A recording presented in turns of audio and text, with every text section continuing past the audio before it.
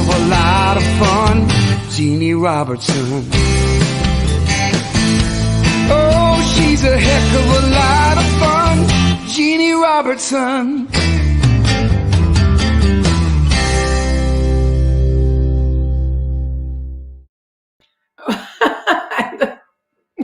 Well, right as we're starting, the clock is chiming. This is good. This is Jeanne Robertson.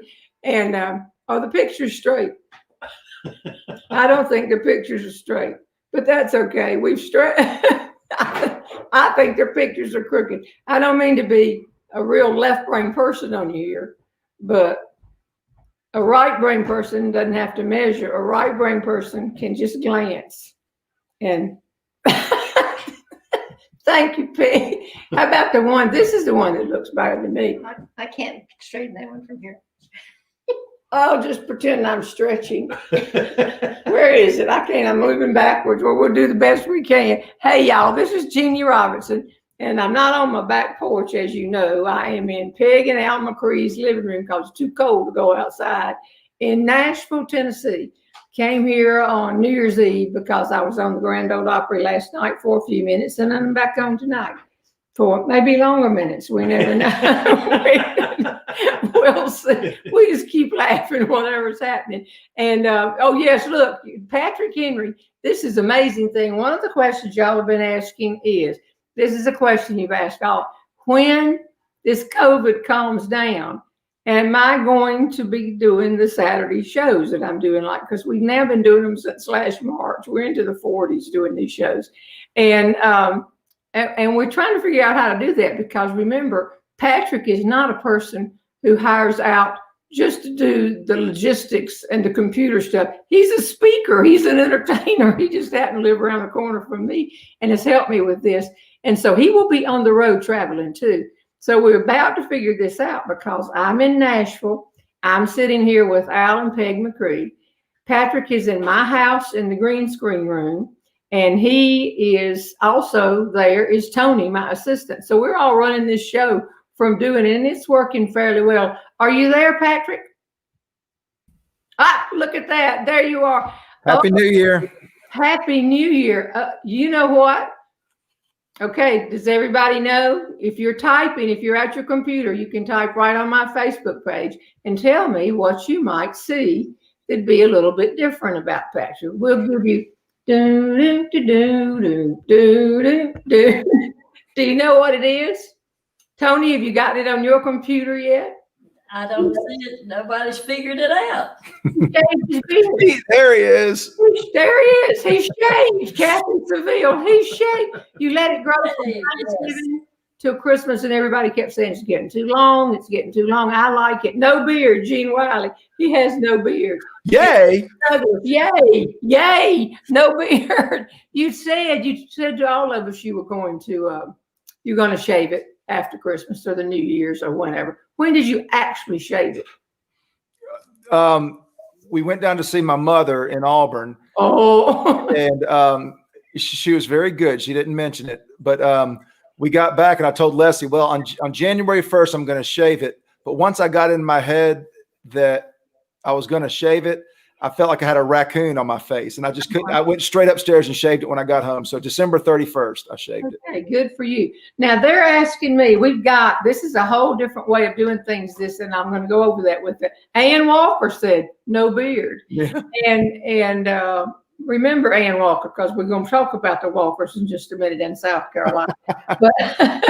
But I've got such great questions, but I thought I'd spend a few seconds here in the beginning and tell you the big question everybody wanted to know was, did I make any resolutions? And I've always never made New Year's resolutions. Sometimes I try to make a new month resolution. That picture is not straight. That picture in the middle right there is crooked. It's as crooked as I'm going to do it. Now better. Now, if you'll notice, that one's crooked. We can't win. Patrick, click yourself back in the picture. I want to ask you, are you eating? Oh, and hey, Tony. Now, I left Thursday morning at 6:30 in the morning. And have we had any business? Have you done any business? Have you booked anything? No. It was New Year's Eve. I know it was New Year's Day. Don't know if we booked anything. We're selling books though, and we'll get them out. I just went to the post office and mailed a whole big bunch that came in Thursday and Friday, and now we'll get them out Monday. If you get your orders in this afternoon. Wait, did you say book? Books. Um, Okay. Books or the audio book? a combination of everything. Good, because you get a percentage of the audio book. Is that correct, Patrick? I believe it is. I saw you eating something. What are you eating on the program? What is it? No, I'm fueling. What do you mean? So Leslie has got me on a diet, and so we're allowed to eat every couple of hours, and it's some kind of real organized, low calorie diet. But every couple of hours, I have to eat something. So this is considered a meal. Okay. Well, have you lost weight yet? Well, I feel great. I've been on it for 2 hours, and she said I couldn't put cheese whiz on it though. Yeah, well, that's that. Well, Jeannie, our big concern is what this does to our Sunday night dinners. That's right. Because I'm not sure they're going to be happy to cook for you and me and the kids when they can't eat. When this COVID hit, they felt so sad for me and all that. Leslie and Patrick decided to say, we want you to come for dinner every Sunday night. That's the only people we can be around. We all have on masks. And I said, oh, well, okay. Now I've done that. And no, you're not going to be cooking the Sunday dinners anymore? No, hold on for a second. Let me just correct the record. Leslie and I, it's hard to say no when you're standing there on our porch with a pot of beans on Sunday night.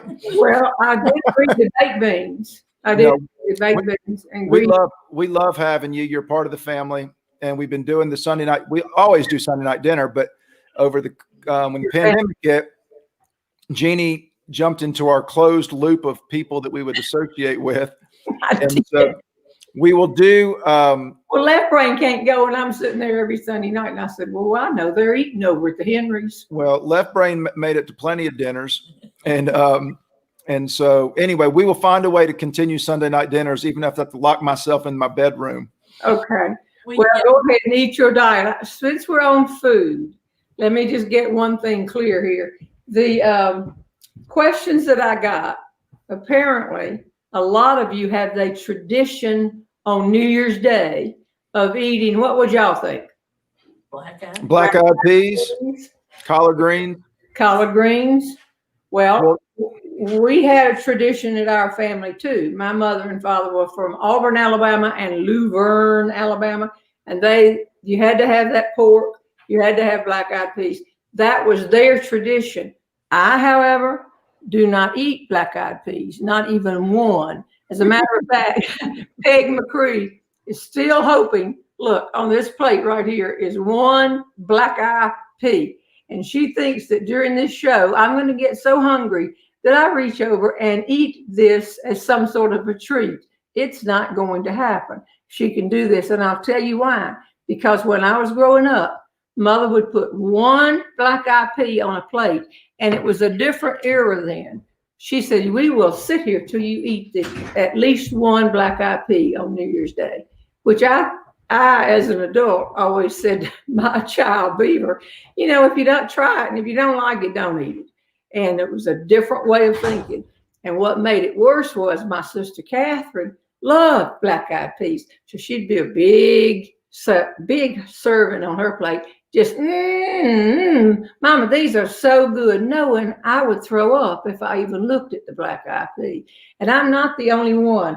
We have Christina Bingham Green says, I know it's a tradition in the South for people to eat black eyed peas on New Year's Day. We don't eat them. The smell of cooking them makes my husband throw up or get sick or anything. And I just love your husband because I'm just like he is. Mother, though, in that era, in the 50s, we sat there. I would sit there 3 hours if I had to. And then what she started doing was trying to hide the black eyed pea in the other food. So today, I have that one black eyed pea. And when the Opry was over last night, we came here for dinner. And Peg McCree had cooked, the Nashville people. She loves to cook, and she had cooked, and made this big plate. And she said, let me just bring it to you. I was watching the football game. Let me just bring it to you. No, I'll get it. No, I'll bring it to you. And I thought crossed my mind, she's hidden a black-eyed pea in there. Peg, did you hide a black-eyed pea in there? I did not. Yeah, well, that's what you say, but you can put this one here. And when we finish this show, this black-eyed pea with this fork is going to be still sitting on Peg McCree's thing right here like that. Could I ask a question, Jeannie? Yeah. Are you saying black-eyed pea or black-eye pea?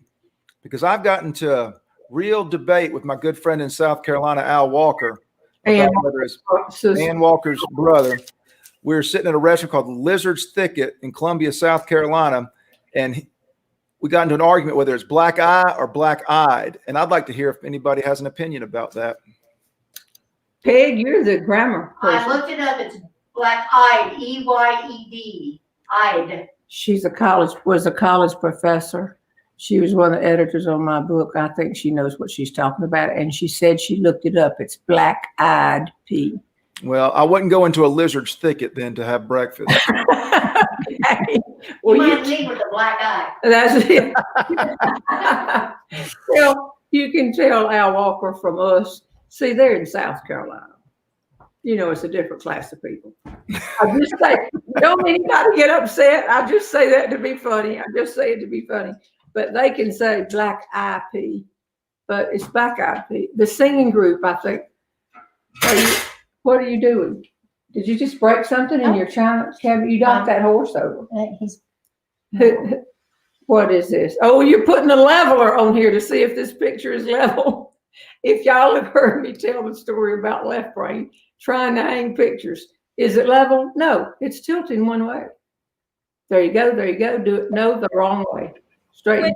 Quit rearranging their house. You're sitting on a sofa that looks like it could be houndstooth, but you assure me it is not. No, Auburn people know I'm not sitting on a You house. do not sit on black and white houndstooth or wear black and white houndstooth. No, this Even though we will admit that they've got an awfully good football team and is should be a good game coming up the week after next.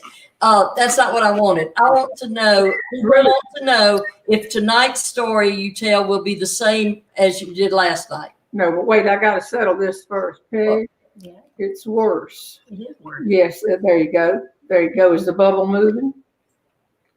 Why don't you Does it just look straight?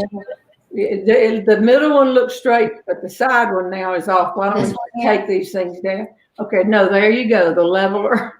It's perfect in the middle. It's perfect in the middle. All right. Jeannie, just turn your head to the side.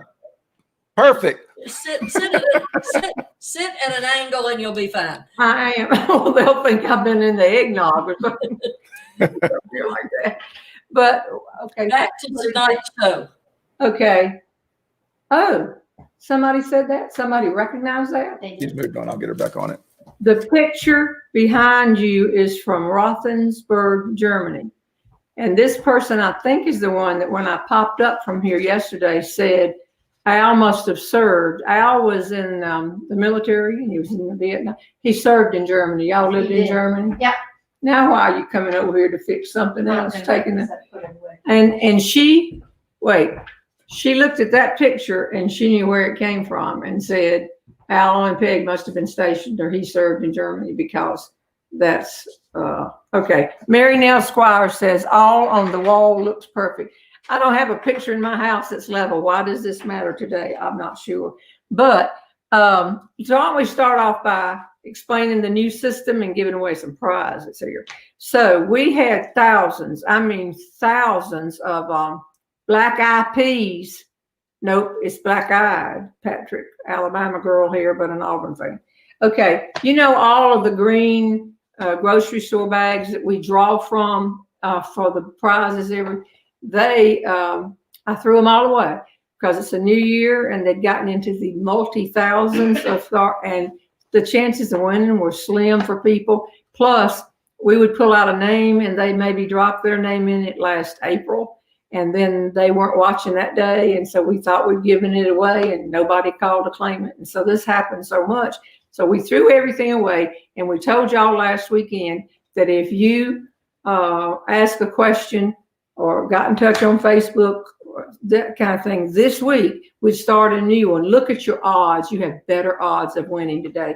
Because look down in this. This is a regular size little. This is not a humongous bag. This is a little bag, and that's the people that sent in. Now we also have a bucket because I could not bring the yellow smiley bucket with me. You just can't bring all the stuff on a plane you used to be able to. Now we have a Preds bucket for the day. If you are a hockey fan and you don't pull for the Preds and you don't like them because they've won so much, then I'm sorry, but this is all I could get. See, I'm in their house and I have to kind of do what they say.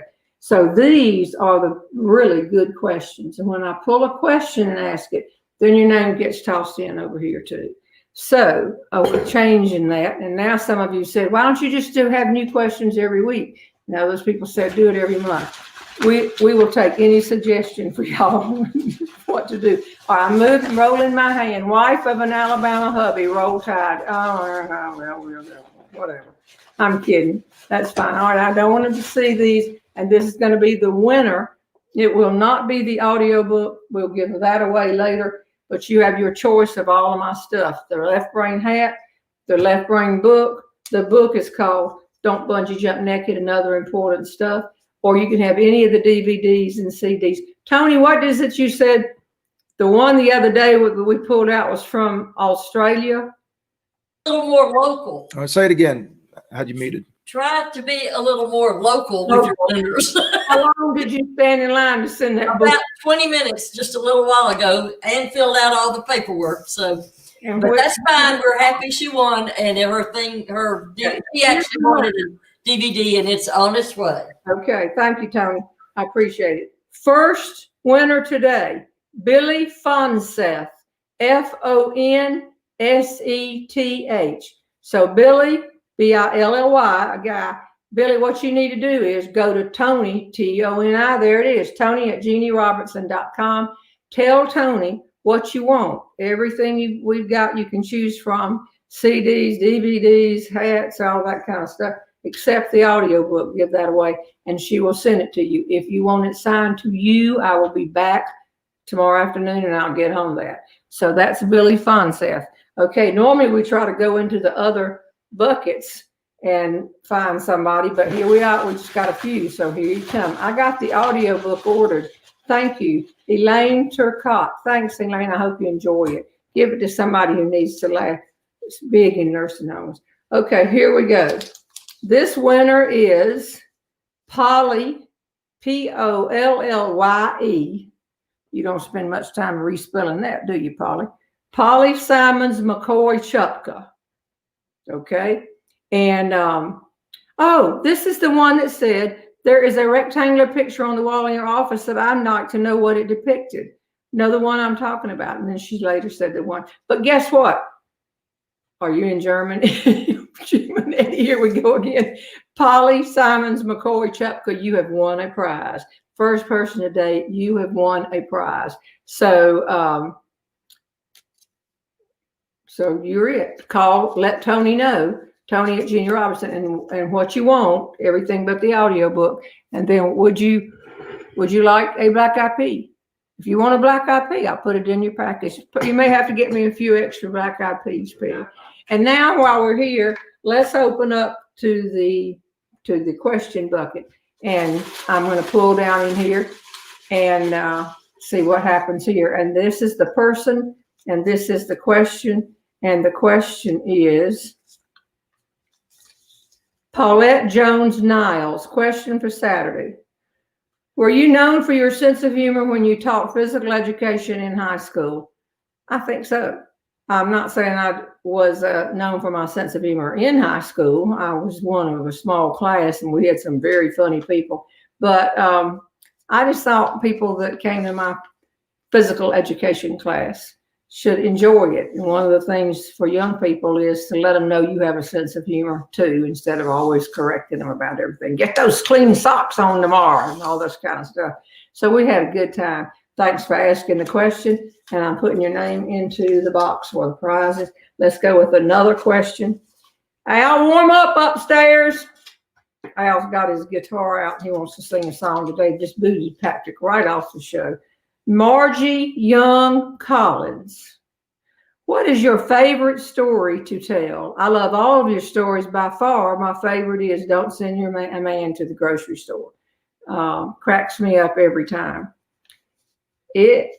My stories are like my children, and you would never choose between the stories. Some are more fun to tell. What we ought to do is, I've thought about this, is let the people on this show select the top 20 stories or the top 10. I know this is like saying on Andy Griffith, who's your favorite person? You have to take off Barney and Floyd and maybe Andy, because everybody's going to say them, and everybody says the grocery store, but I like a lot of the other stories. By the way, the story on I can't even think of the name of it, the bodysuit story, Don't Snap an Elephant to the Tree. I stopped telling that story when I broke my femur because I think I need to be standing to tell that story. And so now I'm back to telling it, and I love to tell that story. I also love to tell the baton story. I love to tell the magnetic personality story about Jane Taylor. I like them all. So that might be fun. I sort of know what everybody's going to say. Don't send a man to the grocery store. But I also love to tell bungee jump. When you say which is the favorite, your reaction is always bigger if the crowd has not heard the story, or if they love it so much they're just mouthing along with you. So Margie, my favorite story, I don't want to hurt any of the story's feelings. So I don't know, I'm going to put you in here to draw for a prize. Let me get another question out of here. See, we don't have so many to choose from this week. This is wonderful. The next question is from Judy Ellis. Okay, here you go, Peg. Have you ever considered writing another book? What is the title? Peg had just graduated, we call it, when she retired from teaching speech on the collegiate level.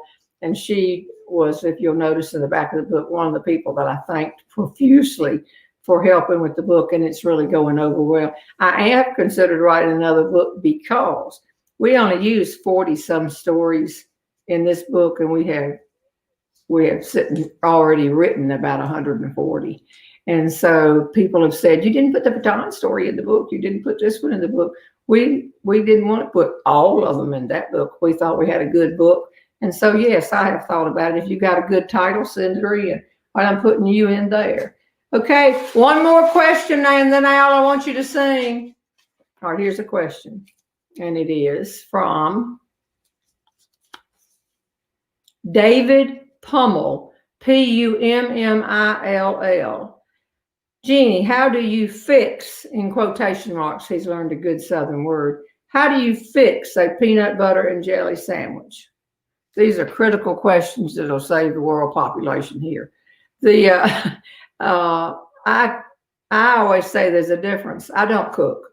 Everybody knows I don't cook, but I do fix. And fix, an example is peanut butter and jelly sandwiches. And David wants to know if I do creamy or crunchy. I do creamy because it's less calories than the peanuts. What kind of jelly and bread? Whatever kind of bread is still in there, hadn't molded yet. And what kind of jelly? Whatever's in the refrigerator. Do you mash it all together? I do. Once I get it on, I take that top piece and put it down, mash on it. And sometimes, and the left brain likes this, I mix it all up in the bowl and then I put it in. Are you laughing? Okay. Then David Pummel says, likes the shows. I've watched every one. So, hey, David, sorry we didn't get to see you in Palm Desert in November. I am sorry too, Palm Desert show. I would say it's one of the ones that have been postponed, but a whole lot of them have been postponed. And if you want to know what shows are still active, because they're still coming up, go to JeanneRobertson.com, which is my website. And then there's a place that has all of the shows. We're still selling tickets. It's amazing to me. And people wait. I think Niceville, Florida is coming up, and that's in the Panhandle of Florida. And I don't remember, 2 or 3 other places. But some people are just holding on the tickets. We will be back. I can promise you, we will all be back. It'll work out. Okay. I wanted to, since Patrick's not here and Al Al thinks he's a right good singer, doesn't he? Big. Yes. And he opens the songs for me. We don't have an opening act. I don't want to hurt your feelings, Al, but we don't really have an opening act, and here's why. When I go to a show, I don't really want to watch an opening act. It has to be special, like we've had Debbie Childers open for me, and we've had Tara Brown do a little opener, 10 minutes, because they won spots in the contest that I had. And out in Salt Lake City, Karen Ruth White did the same thing because she had won the contest that year. But then if you add another 20 or 30 minutes on the program, you have to take a longer intermission. Everybody's got to go to the bathroom. It's just works well for me to just get on out there if y'all will come to see me. But Al McCree, when he is with us, he and Peg travel with me a lot, and he will come out and sing the Butterbean song. Takes him 5 or 6 minutes, but it lets him make some announcements that we need. Like before COVID, he would always say, "I will be in the lobby till the last person leaves."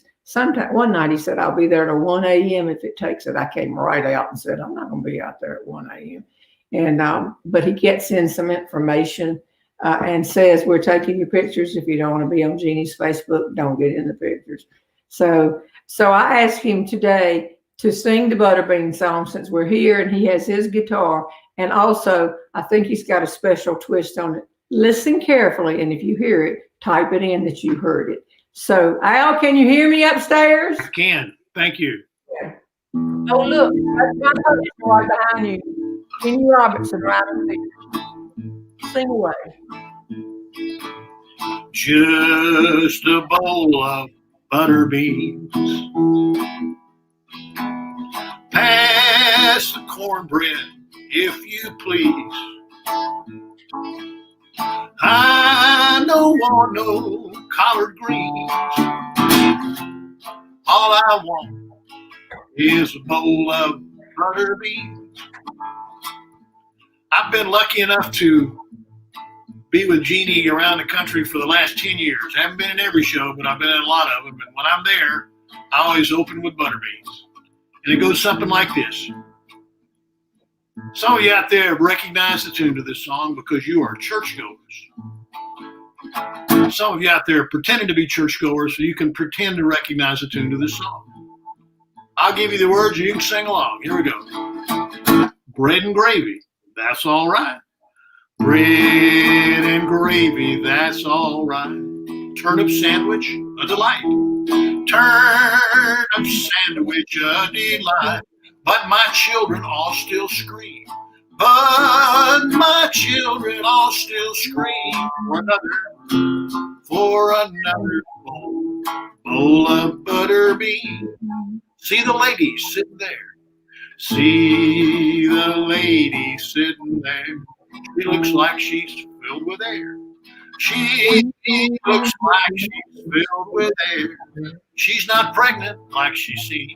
She's not pregnant like she seems.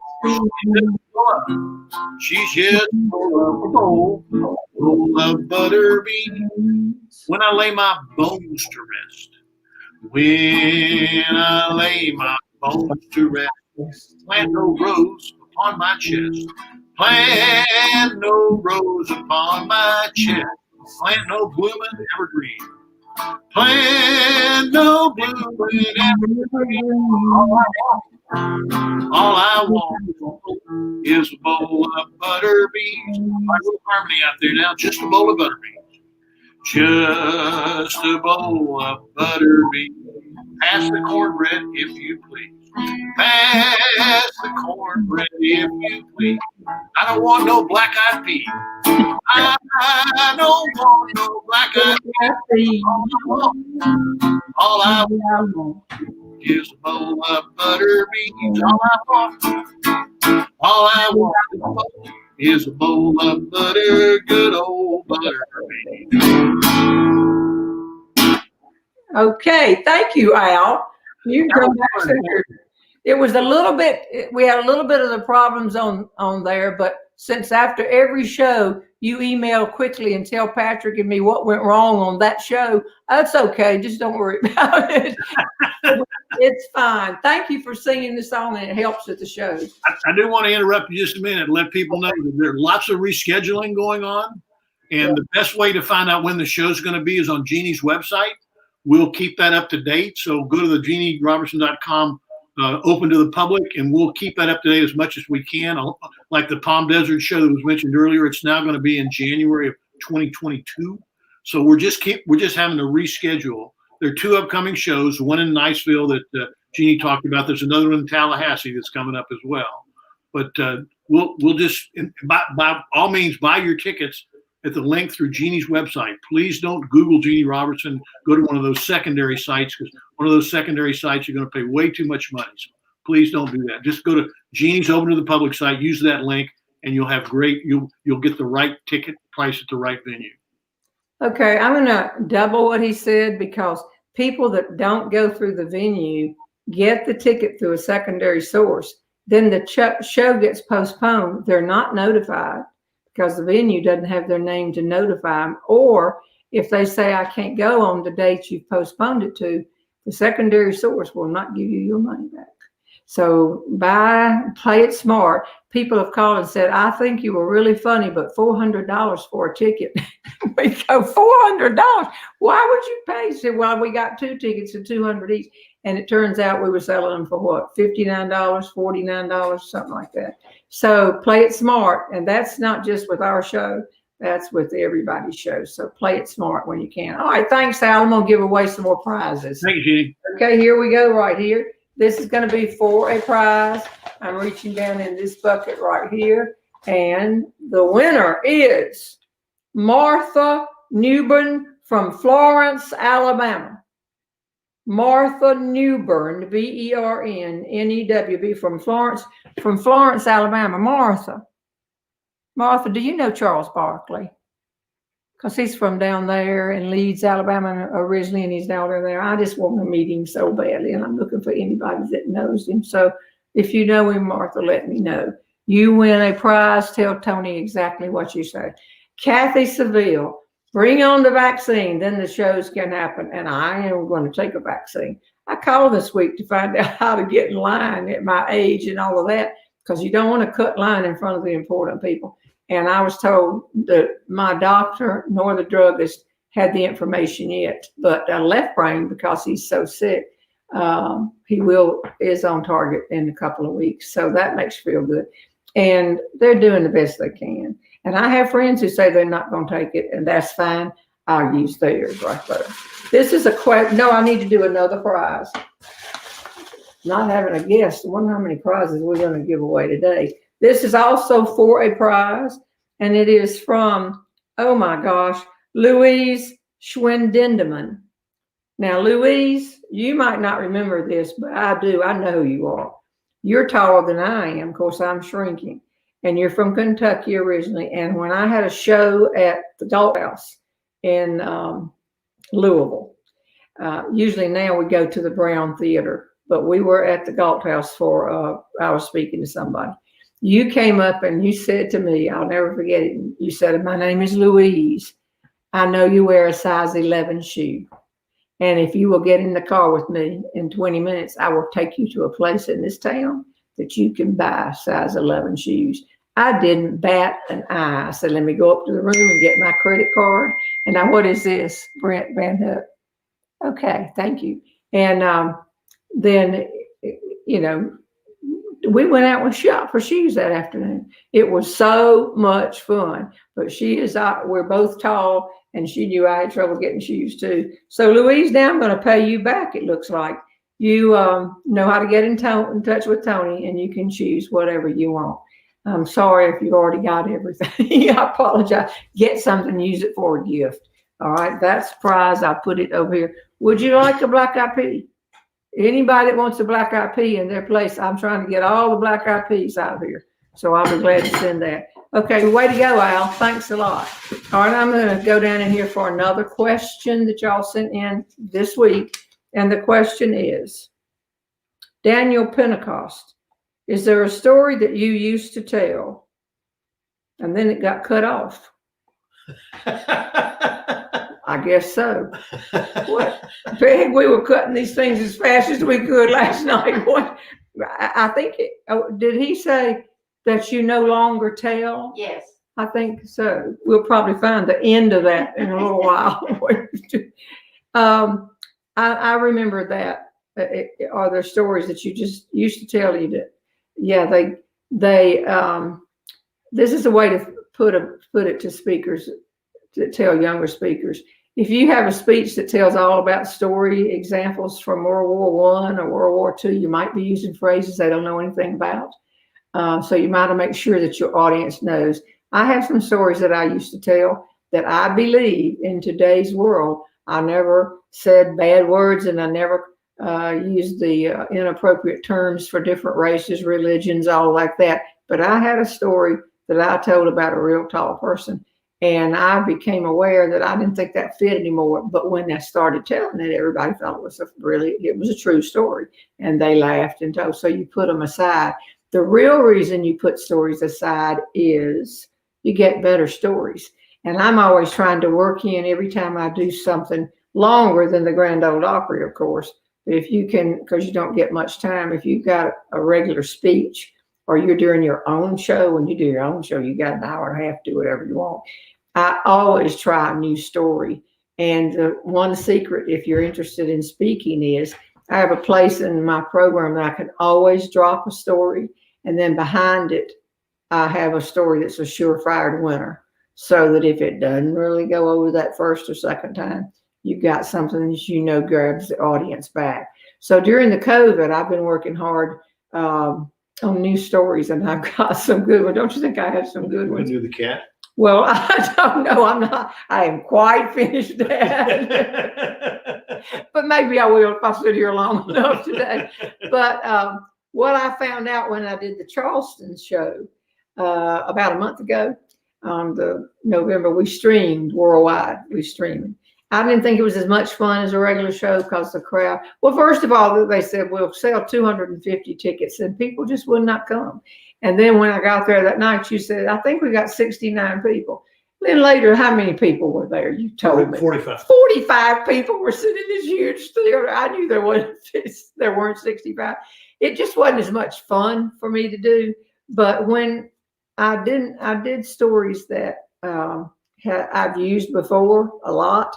And the reason I did was my viewing audience, the people who follow me, y'all, has increased so much because of these shows during COVID that I have a lot of people that have never been to a show, haven't seen me perform or anything. And what I have not had is shows to practice the stories and get the timing down pat.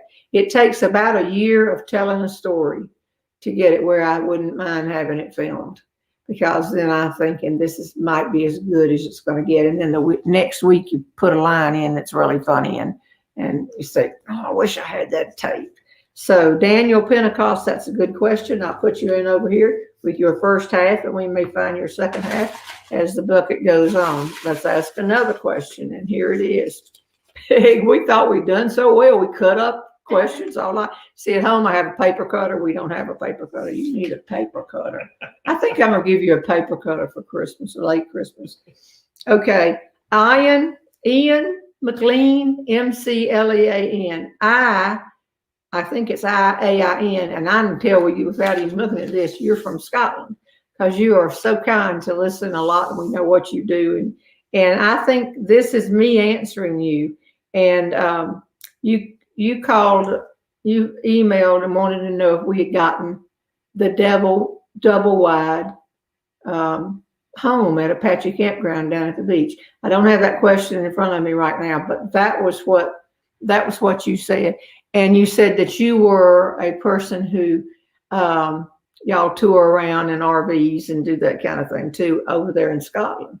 And do you want to know if I ever got my double wide? If you listen to the story about Left Brain, A Penny for Your Thoughts, it is a clip on YouTube called A Penny for Your Thoughts. You will see that that I talk about the fact that we have a manufactured housing at the Apache campgrounding, ground in Myrtle Beach, South Carolina. And we have for years, absolutely. And I think I dropped a comment in one of the tapes early on. If I can sell enough of these DVDs, I'm going to get a double wide. And so what Ian had written was to ask, and I don't have it here, but I remember he said, did you ever get that double wide? Yes, we did. It's got cathedral ceilings and 3 bedrooms. And y'all remember Neil Steele, the radio guy from up in Virginia, Gloucester, Virginia, and I'm on his show all the time. And he said he wants to know if he can go down there sometime because we get it every other week and we can use it. And by the way, we own it with my sister, Catherine. And I mean, we all get involved, the whole family. And I just thank you, Peg, for bringing this over here.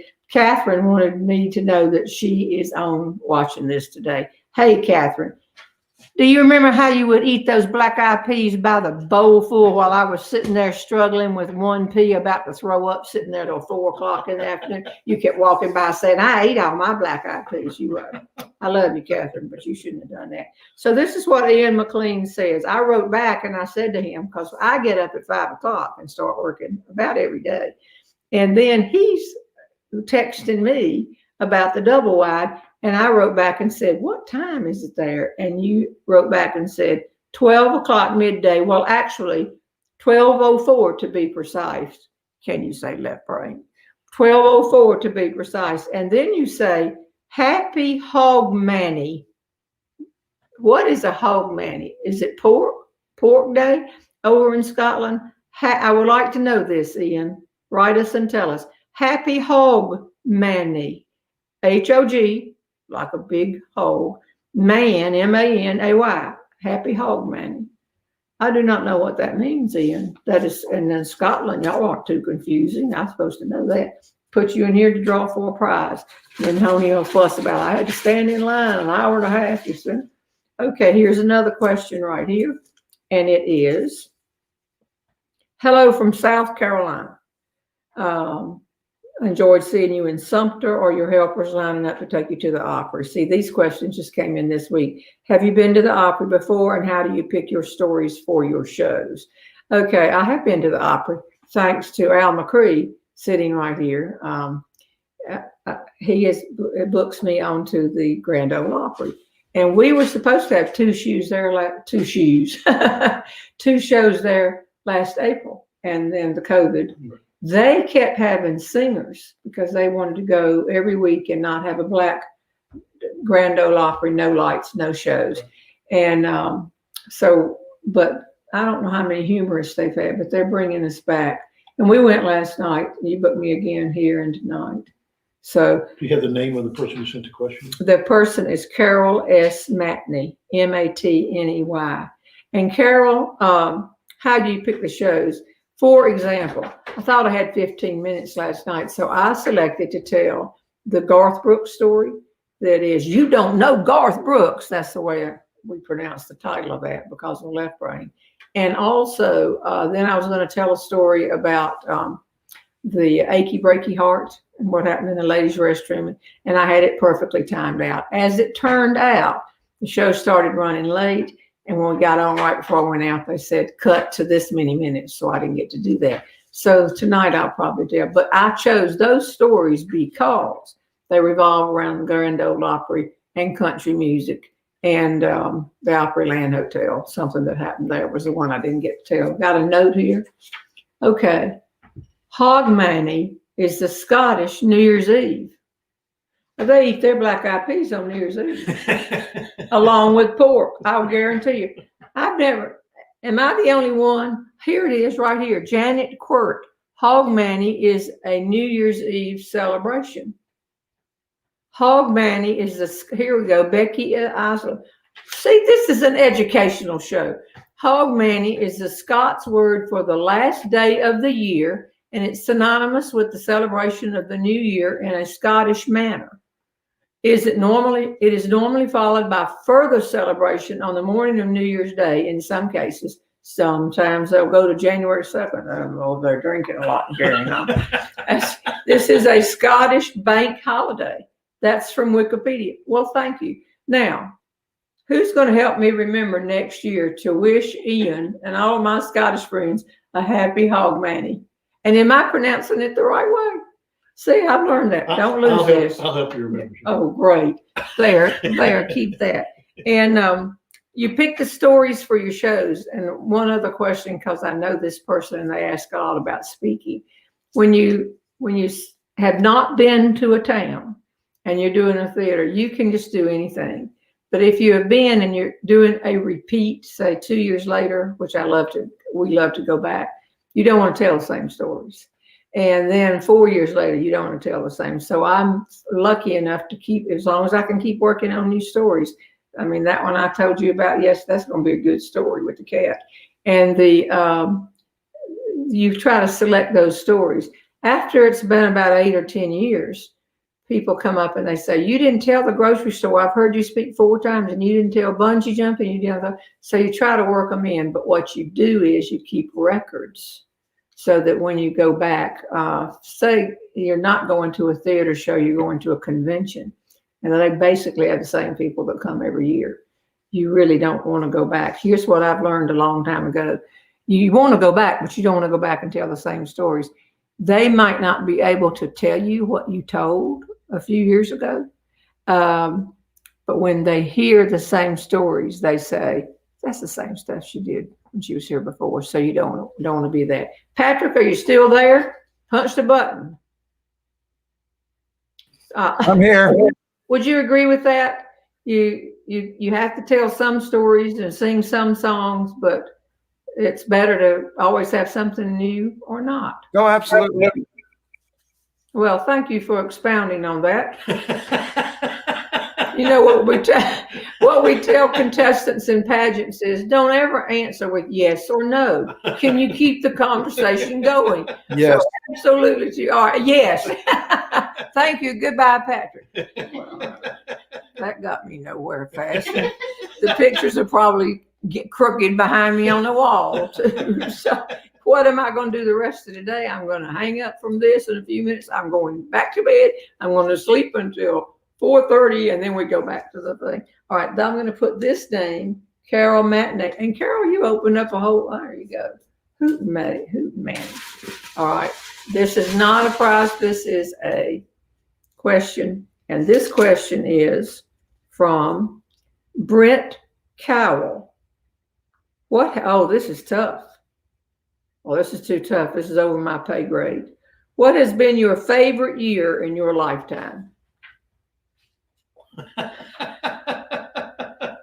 My favorite, well, it's not this year. It's not this year. We've eliminated 2020.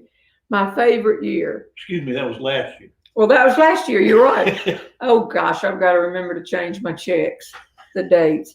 I had a really good year in 63 because I met Left Brain in June and we started dating.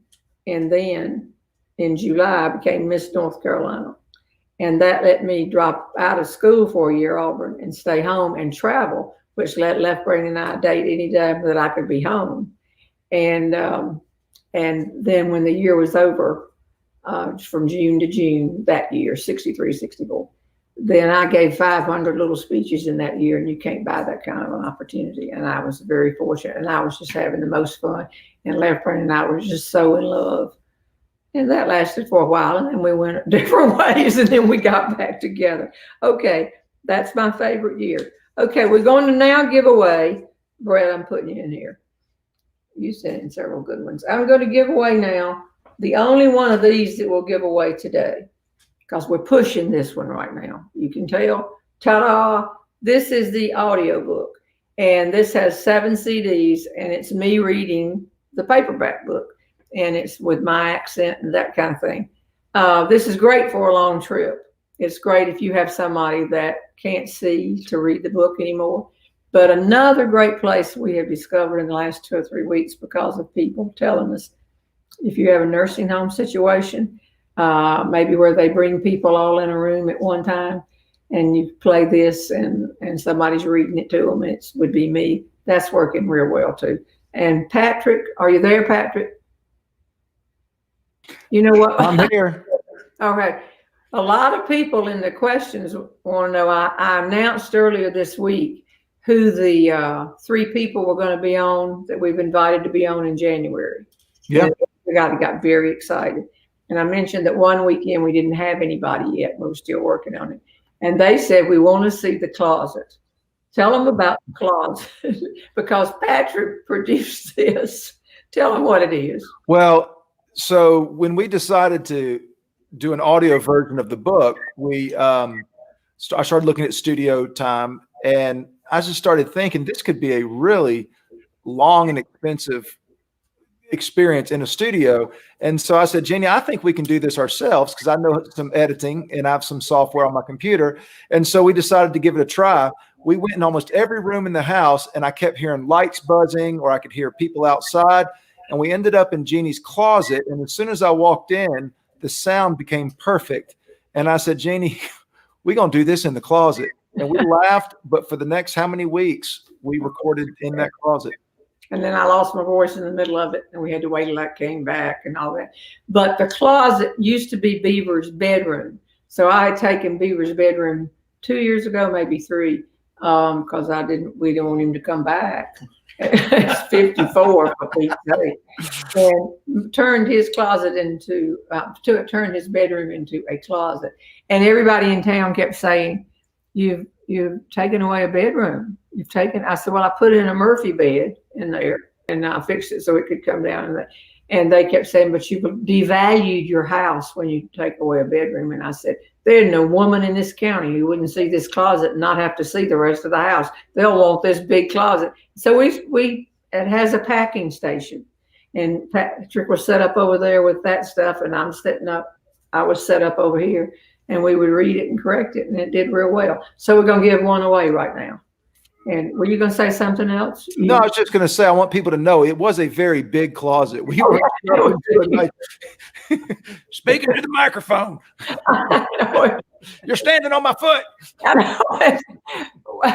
There was a lady named Liz Curtis Higgs. Oh, I should have Liz Curtis Higgs on the show. And she's an author. Many of you know her, and she is a funny lady. And she wanted to interview me, and she wanted to interview me at the National Speakers Association meeting. And I said, Liz, I am so tired at that meeting, as we all are. I said, if you will let me wait a week or 2, I will fly to Louisville and we'll do this at your house. And she said, that would be great. And we went in there. Her children were making so much noise. We got in this tiny closet. She's a large woman. I'm a large woman. And we couldn't see. There was one little light. But we did the interview and we shut out the children's noise. All right, let's give this away. And I hope somebody wins it. Oops, wrong. Yeah, it comes out of this bag. And I'm doing around because people say, I don't think you go to the bottom of the basket. And I don't think, all right, here is the winner of the audiobook. Okay. We have, just great. See, people always say, Aaron and Wendy Lynch from Burlington, North Carolina, which is where I live. Andy and Wendy Lynch. Patrick, do you know them? You don't know them? Good. Do they live next door to you? No, no. Aaron and Wendy Lynch. Oh, if you just come by the house, we won't have to ship it. We can save money on shipping. So that's good. Let's go back to some more. Am I missing something you want to say? Peg, do you want to say? Peg, you want to tell them about the time we were trying to get to York, Pennsylvania? Peg was traveling with me. And it said, you come to a fork in the road. This is listening to the system. Pitch dark, 11 or 12 o'clock at night. We drove there after the previous show, didn't we? It left at night. We had no business doing that, Peg. I think I was the one that said, if we wait till morning, the car might break down. This was last year. And all of a sudden it said, take a left in the Y in the road. And right in front of us was a fire truck stopped, telling everybody, don't take a left, go the other way. And we didn't know where we were. Wasn't that a fun night? Yeah. I remember just draping myself across the counter and telling the woman, I'm so glad to be in this hotel. All right, here we go. Cynthia Knecht Masters.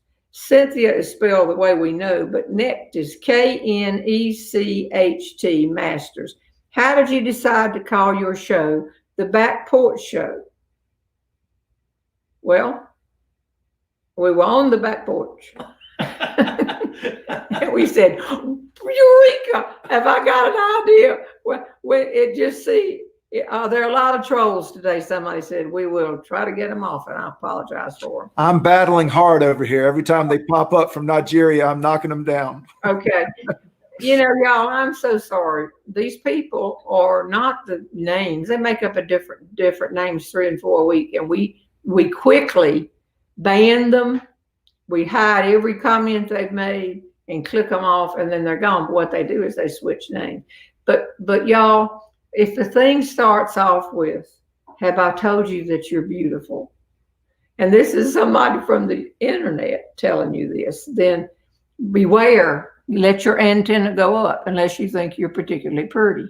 Because remember, they can't see you. So how do they know that you're beautiful? And then they'll say, "I would give anything if you would friend me. I think we can be friends." No, they can't friend you, so don't get involved. And then Patrick and I spend a lot of time getting rid of these people, and it's an irritating thing. You think they're trying to sell us something in the long run and make a friend? But bear in mind, Jeannie, worldwide, this stream is in the top 20 every week. So you got a lot of people that are watching you. I forgot that. And that attracts. Did y'all know that? Every week, Polestar puts out a chart. A chart of who's been, and I'm in the top 20. Always in the top 20, sometimes in the top 10. I know, it depends on the guest. Depends on whether we have whatever. Okay, so Cynthia Neck Masters, it just seems silly to call it front stoop when we were on the back porch, and so that's what we called it, and that's where we've been every day unless I was in Sumter or I was at the beach. The question is, of people that are asking, if when you start traveling, are you going to do this? Well, we're trying to practice it today. If you'll notice, with the computers, not all the fancy cameras and things, it worked I think it worked. The sound was a little tinty from upstairs in your office with the guitar, but I thought it sounded good. But we're learning. And so there could be a way that I could do this backstage before show. And I don't know, that we're working on it. The truth is, if you want to say what's good about the last year, for me, I've stretched a lot, but also meeting all of y'all. And I really made some friends here, and I see the same names coming across, and I appreciate it. And this question is, will Left Brain ever join you? Left Brain is very sick. There's always somebody with him when I'm not there. He loves for me to travel, and he always has, and he went with me so many times. But right now, it's just not going to work, and I appreciate your thoughts and prayers. Okay, thanks a lot. Okay, appreciate that note. All right, now let me get another question right here. Do you have a 3-minute story? That's not me. I'm not the storyteller. Okay, here is another question. Look at these are okay. Leilani, Leilani, Medlin. Hello from Pinehurst, North Carolina. Love all your stories. I listen to you every morning to get my laugh. One of my favorite stories is don't bungee jump naked. What is your favorite one to tell? Well, we sort of covered that lately. When I start telling a story and it's going over, that right there, that day, that minute, that is my favorite story to tell. And when I do a new one and they love it, I'm so happy. I'm going to get another one out over here, and we'll do these for next. I'm just sitting here covered in little pieces of paper. Here's a question. And the question is, Kathy Saville, Saville, from Covington, Virginia. A question for your yellow bucket. Is there anything you do prior to a speech to help you get ready to go? Traditions and so forth. Superstition? Nah, no, I don't have any of those. Thank you for keeping us laughing. But I'll tell you what, if I haven't told a story in a long time, when I'm in the bed, because sleeping is one of my hobbies. Yeah, when I'm there, I got it figured out. What you gonna do? I know. Got it. Thank you. What was I saying? So I'll turn on my own YouTube clip, and I'll probably fall asleep before I get through it. But it reminds me of 1 or 2 words or sentences that if they don't go in. For example, if I'm telling the story, you don't know Garth Brooks. If by chance I leave out Left Brain saying, me saying to Left Brain, we have airline tickets, and because he wants to see a Nat King Cole concert, and the man's been dead since the 60s. And I said, and I can tell you this, I've got a lot of airline miles, but when he died, I don't know if he went up to heaven or down the other way. We don't have enough airline miles to get to a Nat King Cole concert. If I leave out that sentence, I get to the end of the story and I have a punchline that makes no sense at all. So you got to say, what lines do I have to get in to make sure that this story is going to work? And if you haven't told it in a long time, like over Christmas break, which this year was what, 9 months, and if you do that, then you got to just say, now make sure to get that in. You got to make sure to get that in, because you can't go back at right before the punchline and say, oh, all I meant to tell you was this. You'll get this. So our hour has passed. Patrick, are you there? I'm here. It reminds me of the time you went to Gainesville. 3 or 4 nights before, you had been speaking and people crowding around, buying your stuff, singing, doing all that. You drove me to Gainesville, Georgia, and we're sitting behind the table selling my product. So you wanted to say, I do this too. I'm very funny too. I do a good job.